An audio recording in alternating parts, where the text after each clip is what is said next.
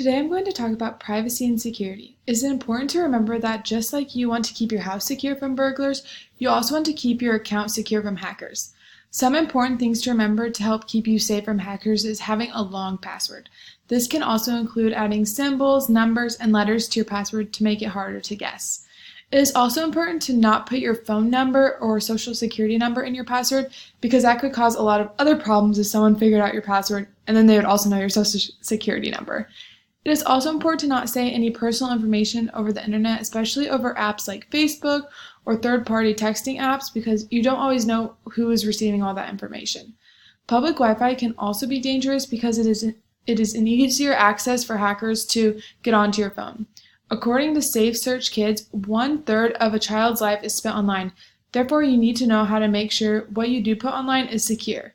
It is super important to not accept friend requests or followers from someone you don't know personally, because they could be someone with bad intentions.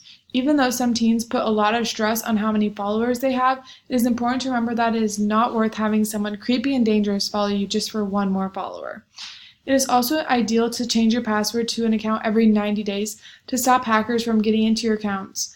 Another thing you can do to keep yourself more secure is going into your settings in apps like Facebook, Instagram, and Snapchat and not allowing everyone to see your account unless you are friends with them or they've requested to follow you. Also, turning off your location settings on Snapchat can help you with your privacy. Remember to be aware of what you put online and to think twice before you share too much information.